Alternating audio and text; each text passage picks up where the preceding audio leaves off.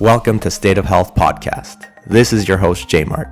On this podcast, I will share my knowledge and experience as a personal trainer and health coach, and talk about my interests and experiments in physical training, nutrition, and other lifestyle factors involved in health. On this episode of the podcast, I'm going solo on the D, vitamin D that is. Here's what I cover. What is vitamin D and what does it do? Where do we get it from? What is the optimum level of vitamin D3 in the blood, and what is defined as vitamin D deficiency? I also include a top 7 list of factors which affect vitamin D production and use in the body. They are use of sunscreen, melanin, age, levels of magnesium, boron, and vitamin K, and lastly, body fat content. So, if all that sounds interesting, then this podcast episode is for you. Oh yeah, by the way, now that Spotify has ratings for podcasts, could you give State of Health a 5-star rating? Just kidding, you can give any rating you want. Just give the podcast a rating so there are more eyeballs that see it. Just before we get started, this is a reminder that you can get started with my free bodyweight training program, Body Basics, which requires no equipment by going to subscribepage.com/bodybasics. Also, if you're watching this on YouTube, don't forget to smash the like button for the YouTube algorithm, hit subscribe if you like the content, and hit the notification bell too. If you're listening through a podcast app, could you please share the podcast with a friend who may also enjoy listening and discussing it with you? Alright, here's the episode. Hello everybody, and thank you for joining me on another episode of State of Health. I'm your host, J-mart, and this is my health education podcast. The title of today's episode is called Get a Big Dose of the D, because we're talking about vitamin D. Don't take that joke too seriously, it's just for fun. Just as a heads up for those listening to the podcast without watching the video, I will have a row of slides to help along with the presentation to go along with what I'm talking about. So please feel free to check that out. I will post it on YouTube, but you're fine to just listen to it through whatever podcast application you're using. So here I have my title slide here with a bunch of meme jokes about vitamin D. I'll just maybe describe it real quick for the listeners. I have a picture of the sun looking at a woman and just saying that she wants the D, but it's that vitamin D. Then we have a picture of the first world problems lady, and she's crying about the fact that we stopped buying vitamin D fortified milk, so now I have to actually go outside. And last but not least, we have the winter is coming meme, of course, with Sean Bean. Winter is coming, better start taking my vitamin D. So yes, let's start with the what question. What is vitamin D? Here is my definition of vitamin D. Vitamin D is a nutrient and a fat-soluble steroid hormone. And on the top left corner here, we also have a structure of vitamin D if you're interested in looking at the molecular structure, but that's less important. Let's break that down. What does nutrient mean?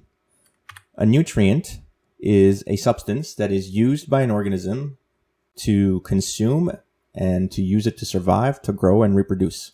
So we've got many nutrients. We often think of the macronutrients and the micronutrients. So we have carbohydrates, protein, fat. We've got vitamins, minerals, and water, of course. So that's the definition of a nutrient. Vitamin D fits into that category. It is also a fat-soluble hormone. A hormone is a signaling molecule that is transported to distant organs to regulate physiology and behavior. For vitamin D in particular, it gets produced in the skin, and then it is released through the bloodstream into different organs of the body. And here in this image on the right here, we can see many, many different parts of the body, many of the organs on which vitamin D has an effect. All these target tissues, they range from brain tissues, spinal cord, to all the different organs such as lungs, heart, spleen, and so on. Now, of course, vitamin D is most well known for helping the body absorb and retain calcium and phosphorus, which is important for bone mineralization.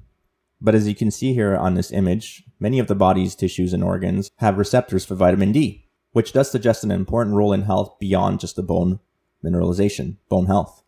Here's a study from 2019 that supports the idea that vitamin D's got an important role to play in health besides bone health. In this study, they say that vitamin D has a direct effect on the epigenome and the expression of more than 1,000 genes in most human tissues and cell types. This is by Carlsberg from 2019. All right, now let's move on to a where question. Where do we get vitamin D from? Well, there are two sources. We can either get it from sunlight or through diet. Let's go through the mechanism of how we get it through sunlight first. So in your skin, you have this substance called 7-dehydrocholesterol, which is basically like the raw material for vitamin D synthesis. When UVB radiation from sunlight hits your skin, it breaks down 7-dehydrocholesterol and converts it to vitamin D3, or cholecalciferol. Then vitamin D is transported into the blood and eventually makes its way into the liver. Once in the liver, vitamin D3 is hydroxylated by a group of enzymes in the cytochrome P450 family to become the active form of vitamin D3. 25-hydroxy-vitamin D3 is also the major circulating form in the body. Those are the levels that are measured to know your vitamin D status. This is called a calcidiol test. The next step for the molecule to be fully active is to be transported into the kidney via the bloodstream again and to get hydroxylated one more time. Although 25-hydroxy-vitamin D3 is already active, to be fully active, 25-hydroxy-vitamin D3 needs to be converted to 1,25-dihydroxy-vitamin D3, and the process is mainly carried out in kidney cells and some other immune cells such as monocytes and macrophages. So that's the sunlight or UVB pathway of getting vitamin D3. And then diet, of course, is the next best avenue for increasing vitamin D levels in your body. The best sources of vitamin D3 are fatty fish, liver, eggs, fermented cheese, mushrooms, and of course, supplements of vitamin D2 and D3, and cod liver oil. Once consumed, whether through real food or supplement, the vitamin D3 will make its way to the liver and undergo the same process as previously described, where it gets hydroxylated to become 25-hydroxyvitamin D3 and then goes to the kidney to become 1,25-dihydroxyvitamin D3. Now, although we can get vitamin D3 from both sunlight and through diet, it's important to note that greater than 90% of vitamin D supply in our species is understood to be derived from exposure to ultraviolet B light, specifically from the sun. But there's a small issue with that. The fact is, the farther you get from the equator, the less intense sunlight is, and therefore it is less capable of helping you create vitamin D3. And also, during winter months, the angle of the sun in the sky is lower. So that means that the rays have to pass through more blocking atmosphere to reach your skin, but also the sun is above the horizon for fewer hours. Given those two facts together, basically during the winter time from months of November through February, at high latitudes, there's basically no vitamin D synthesis that occurs in the skin. Not surprisingly, this can lead to vitamin D deficiency. Before talking about deficiency, let's talk about what the optimal levels are.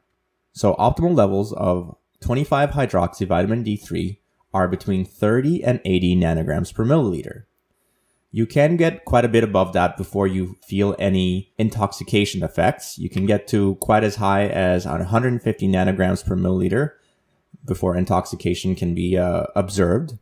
Now, if you're below 30 nanograms per milliliter, you're considered insufficient. And if you go quite below 30, you will go all the way down to below 20 nanograms per milliliter. That's when you're defined as deficient, as vitamin D deficient. Now, given what I already said, you would expect that northern latitude areas would have higher levels of vitamin D deficiency. In fact, that's what we see. It is estimated that as high as 24% of the US population is vitamin D deficient. That number rises up to 37% in Canada and 40% in Europe. This was a study by M. Ryan et al. From 2020. Now, vitamin D deficiency is no joke.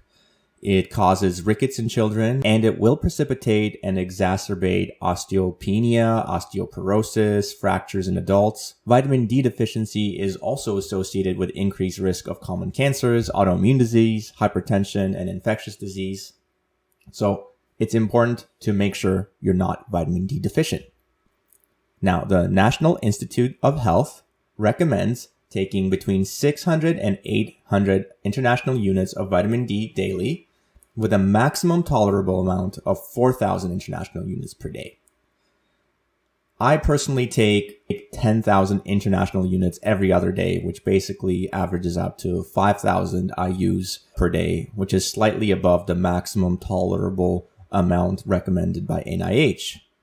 However, I have had a calcitol test done in the wintertime when I was taking the same level of vitamin D as what I just described.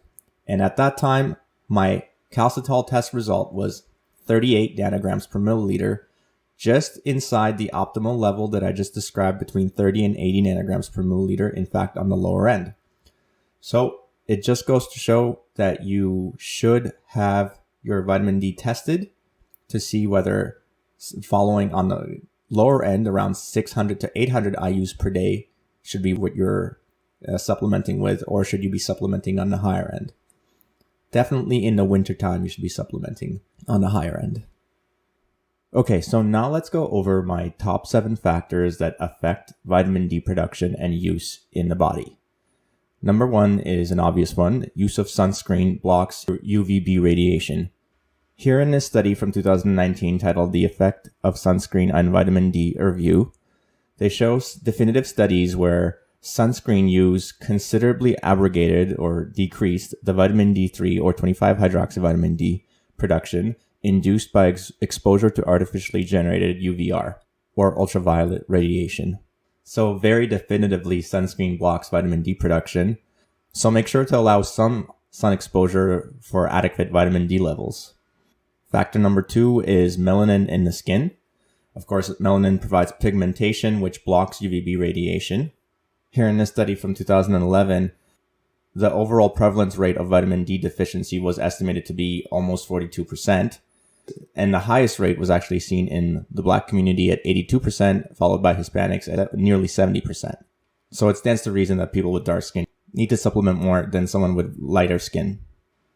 Factor number 3 is aging. Aging reduces vitamin D production in the body significantly. Here's a study from 2013 that says that production of 1,25-dihydroxyvitamin D is reduced by as much as 50% as a result of age-related decline in renal function. So that's a huge decline there. So again, supplementation should be greater in that population than average. Factor number 4 is low magnesium. So magnesium is important because it's an essential cofactor for vitamin D synthesis and activation.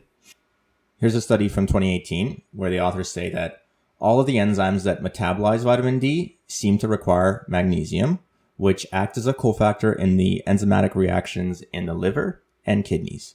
Deficiency in either of these nutrients is reported to be associated with various disorders such as skeletal deformities, cardiovascular disease, and metabolic syndrome. So if you think you might be low on magnesium, then the best way is to try to increase your consumption of foods that are high in magnesium. So here's a small list of things that you could consider. First of all, organs such as heart, beef heart is a good place to start. It's a good bang for your buck cut of meat. It's fairly cheap at the grocery store, and it's packed full of magnesium. You can also try fatty fish such as salmon, herring, mackerel, sardines. All those are good choices. Also fermented cheeses. Make sure they're fermented and aged well. Lastly, can't forget leafy greens. Leafy greens are important as well. So if you increase consumption of these foods in your diet, then you can start to work towards increasing your magnesium levels, which can help vitamin D production and use. Oh, and I forgot avocados too. That's another good source of magnesium. Okay, factor number 5, low boron. And why is boron important is because it increases the biological half-life and bioavailability of vitamin D. Here's a study from 2015 with a funny title that says nothing boring about boron, where the authors say that boron has been proven to be an important trace mineral because it beneficially impacts the body's use of estrogen, testosterone, and vitamin D.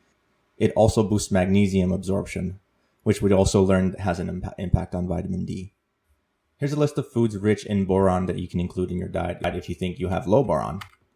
Dried fruit, things like raisins, dried apricots, dates, prunes, these are rich in boron. Also nuts, almonds, hazelnuts, Brazil nuts, walnuts. Factor number 6 that affects vitamin D production and use in the body is levels of vitamin K. Vitamin K and vitamin D work synergistically together to support bone mineralization. Man, that's a hard word to say. Here's a study from 2017 where the authors say, current evidence supports the notion that joint supplementation of vitamin D and K might be more effective than the consumption of either alone for bone and cardiovascular health.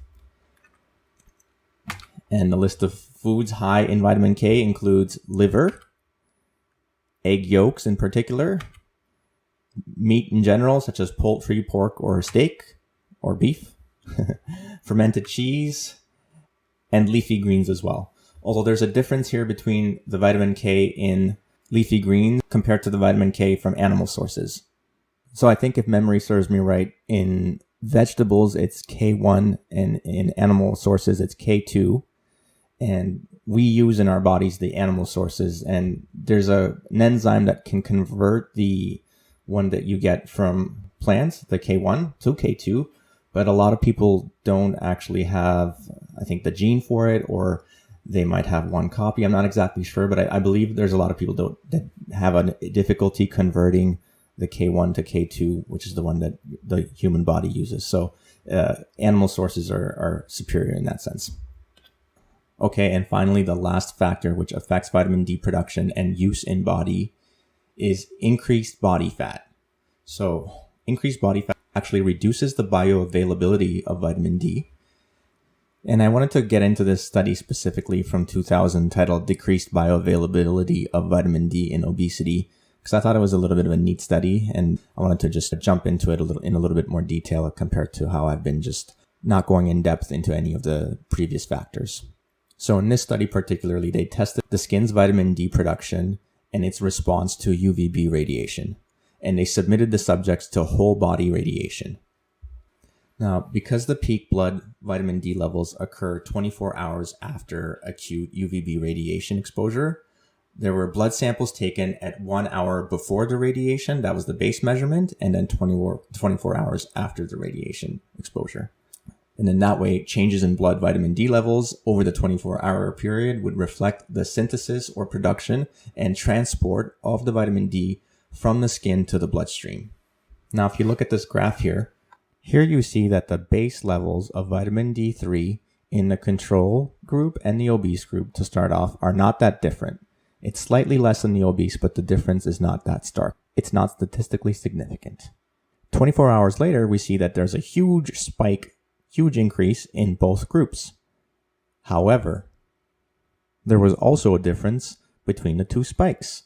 The spike in the obese group was 57% less than the spike in the control group. The obese subjects showed an attenuated response to UVB radiation. Now, interestingly, the percentage of conversion of 7-dihydrocholesterol, that raw material for vitamin D3 that I mentioned earlier, to vitamin D3 in the skin was actually not significantly different between the obese and non-obese subjects. So what actually happened was obesity had no impact on the skin's ability to produce vitamin D3, but it altered the release of vitamin D3 from the skin into the circulation. Because vitamin D3 is fat soluble, it's easily stored in adipose tissue. So it gets sequestered in the larger body pool of fat of obese individuals. Now that's actually good, because what that means is that oral vitamin D should be able to correct the vitamin D deficiency associated with obesity. But I think larger than usual doses would be required. Now, what is interesting about the list of vitamin D deficiency risk factors is that they're very similar to the risk factors of COVID-19 high-risk groups. And if you look at them, they actually strike quite the resemblance. And if you do some cursory research, you find that there's actually a large number of studies that find a connection between vitamin D deficiency and poor outcomes from COVID. Now, given that vitamin D is safe, it's inexpensive and widely available, even in countries with limited resources, I think recommending daily vitamin D supplementation for populations with limited ability to manufacture vitamin D from the sun itself, it has virtually no potential for harm and could potentially be something that may save lives. Having said that, we shouldn't over-rely on the belief that taking vitamin D will make us immune to COVID-19, but it would be unwise to not supplement if you're potentially vitamin D deficient. I think that's fair to say. Now, it would also be unwise not to supplement during the winter months if you live in a northern hemisphere, which is where I live, and that's right now, the winter months. So do as I do and supplement with vitamin D, and do as the title of this episode says, and go and take a big dose of the D. And with that, thank you everybody. J-mart out. Thanks again for watching or listening till the end of the podcast. If you have any follow-up questions or comments, please reach out and let me clear up any uncertainty. Either leave a comment or send an email to newsletter@jmartfit.com. That's all I have for you today, ladies and gents. Connect with me on social media at jmartfit on Instagram and Twitter, and jmartmoves on Facebook. Or get my free bodyweight training program through subscribepage.com/bodybasics. J-mart out.